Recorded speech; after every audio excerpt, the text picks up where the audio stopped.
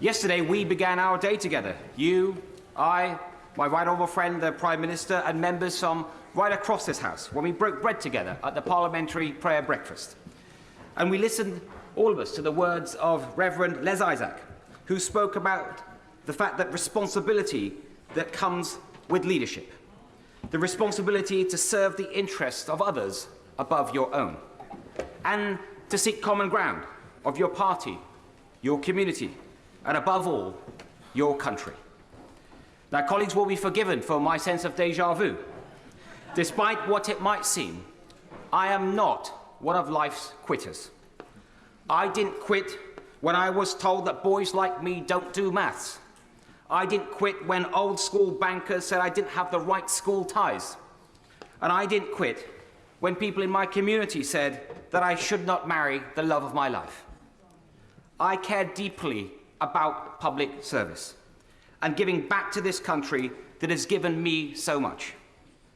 That is why, when I got the call from my right honourable friend, the Prime Minister, just over a year ago, I didn't hesitate to serve again. It was a critical time for our country. Tough decisions needed to be made about when we were going to come out of lockdown, about supporting the National Health Service and the care sector under unprecedented strain. It has been an absolute privilege of my life to have been trusted with these responsibilities, and I can only hope that my best has been good enough. It has undoubtedly also been one of the toughest roles that I've had so far. The gravity of Home Office decisions, the scale of Treasury decisions, but nothing matters more than the health of your people, of the British people, especially and in the wake of a pandemic. Caring for people's health and well-being is truly a noble vocation. And so I would like to take this opportunity to pay tribute to all of those across the country working in health and care sectors, as well as those that I worked so closely with in my old department, DHSC, and in the NHS. There is so much that I planned for the long-term reform of our health and care systems, and it is a wrench to leave that important work behind. Now, when I last gave a personal statement from this seat, I spoke about the importance of institutions and conventions. Today, it is about the importance of integrity.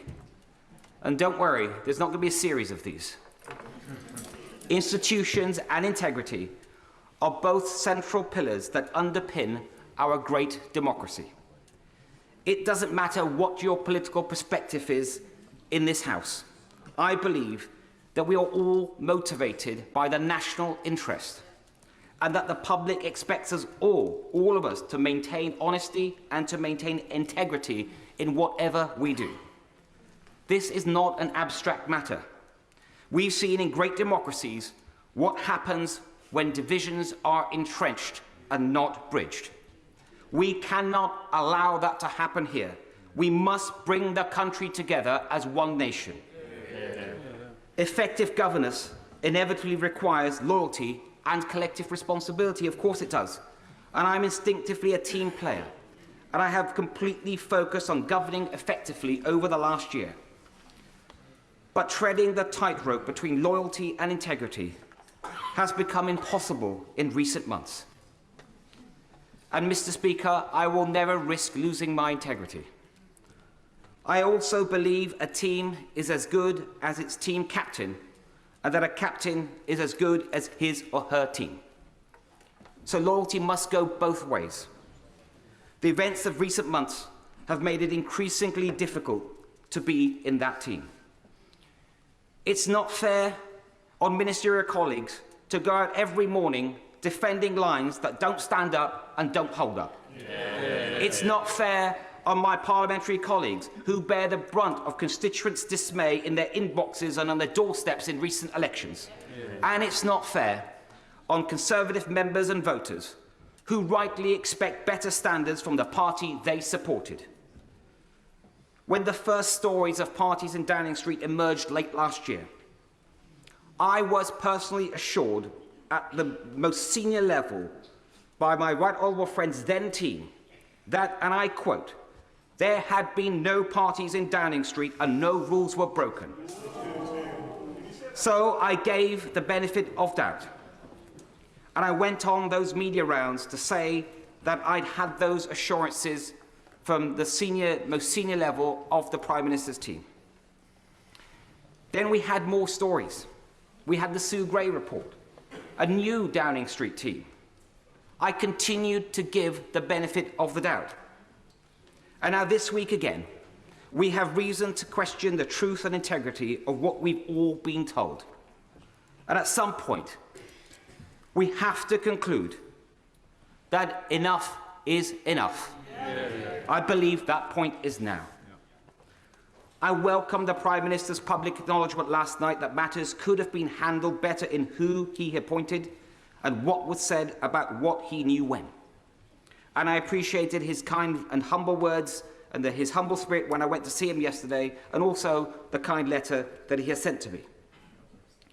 But I do fear that the reset button can only work so many times.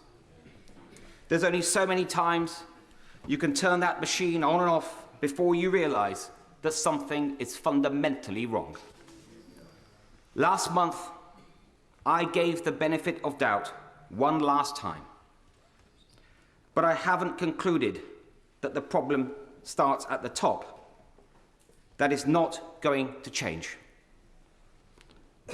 I have concluded that the problem starts at the top, and I believe that is not going to change. And that means that it is for those of us in a position who have responsibility to make that change.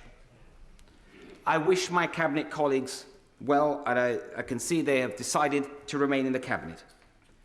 They will have their own reasons. But it is a choice. I know just how difficult that choice is. But let's be clear, not doing something is an active decision. I'm deeply concerned about how the next generation will see the Conservative Party on our current course.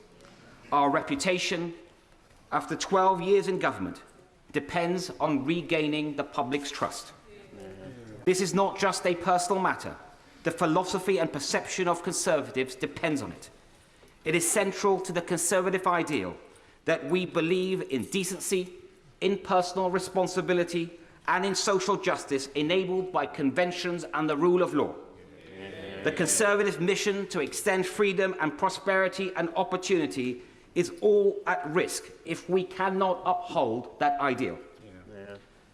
And, Mr. Speaker, it is not only the Conservative Party is not the only great institution in need of urgent repair.